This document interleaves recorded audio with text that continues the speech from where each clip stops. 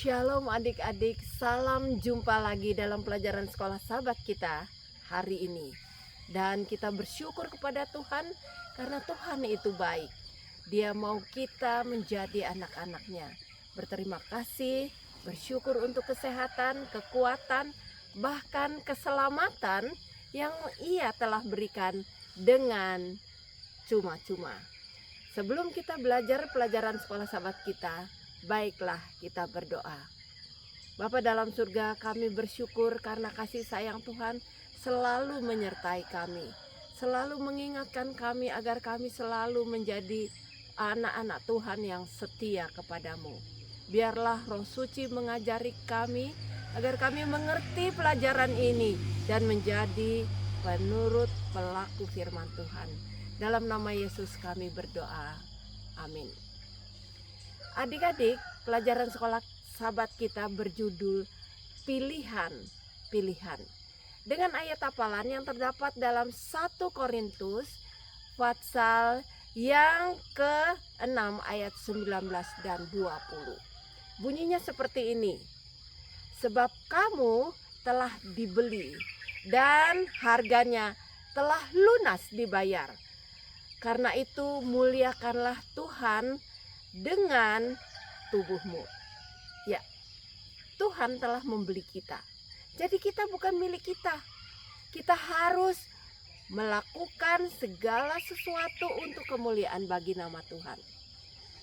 Pilihan yang benar akan membawa hidup kita lebih dekat kepada Tuhan. Sekarang apa yang terjadi dengan Daud? Dalam kehidupannya Daud selalu berdoa kepada Tuhan. Kalau dia dekat ke bait Allah, dia selalu ingat Tuhan. Tapi kali ini dia jauh daripada Tuhan. Dan dia melupakan bagaimana kasih sayang Tuhan telah menolong dia, memimpin dia, mendapat kemewahan, mendapat kedudukan yang tinggi. Dan semuanya itu membuat hatinya penuh dengan kesombongan dan mementingkan diri. Nah, itulah yang menyebabkan Daud jatuh di dalam kesalahannya. Pilihannya yang salah menuntun dia kepada dosa yang memalukan. Sekarang dia jauh dari Tuhan. Dia sedang berada di atas istana di mana dia dapat melihat ke bawah.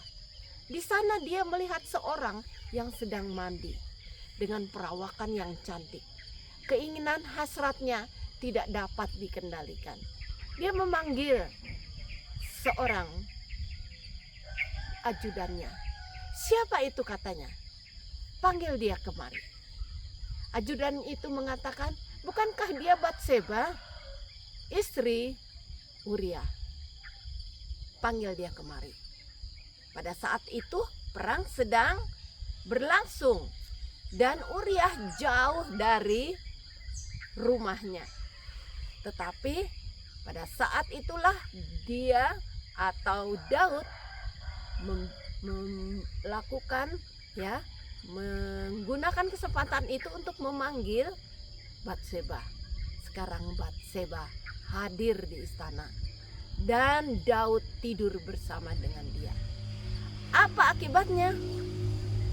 Batseba telah hamil. Dan surat itu diberikan kepada Daud, aku telah hamil. Sekarang Daud gantinya bertobat atau menyerahkan hidupnya kepada Tuhan. Dia melakukan apa yang benar di akalnya. Dia bilang, panggil Uria dan biarlah dia datang dan tidur bersama dengan istrinya. Uria dipanggil. Tetapi apa yang terjadi? Dia tidak pergi ke rumahnya dan tidur di pintu gerbang. Apa yang terjadi? Daud bingung. Kenapa dia tidak tidur bersama dengan istrinya? Masakan aku bersenang-senang dengan istriku, sementara Tabut dan tentara-tentara Israel berperang melawan Filistin. Jadi berpikir lagi dengan akal yang licik, Daud menulis surat. kepada Joab. Surat itu isinya seperti ini. Suruh Uriah maju di dalam peperangan. Dan pada waktu perang itu terjadi, kalian semua undur agar dia mati. Surat yang mengerikan itu dibawa oleh Uriah sendiri kepada Joab. Terjadi apa yang seperti dalam surat itu. Uriah mati. Dan kabar itu diberitakan kepada Daud. Seakan-akan tidak ada yang terjadi. Tetapi apa yang terjadi selanjutnya? Batseba memang mengandung anak itu. Tetapi anak itu mati. Dan Nabi Nathan datang kepada Daud dengan satu perumpamaan. Ada orang kaya banyak dombanya, tetapi ada seorang miskin hanya seekor dombanya. Dia tidur bersama domba itu, dia menyayangi domba itu.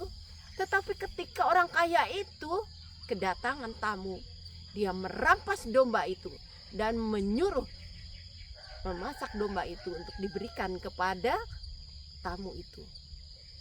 Daud menjadi marah dan mengatakan, siapa dia? Nathan dengan tegas mengatakan, engkaulah dia, orang yang merampas sahabat, istri sahabatnya. Daud merasa sangat terpukul. Karena apa? Semua kekayaan, semua kuasa Allah telah berikan. Namun demikian dia dengan kepentingan diri sendiri telah merampas istri dari tentaranya yang paling setia. Adik-adik, kesalahan ini membuat Daud datang kepada Tuhan. Tuhan, ampunilah aku. Ampunilah aku. Anak itu, adik-adik, mati. Daud merasa sedih. Tetapi ketika anak itu telah meninggal, dia bersuka cita. Karena apa? Tuhan yang menuntun jalannya.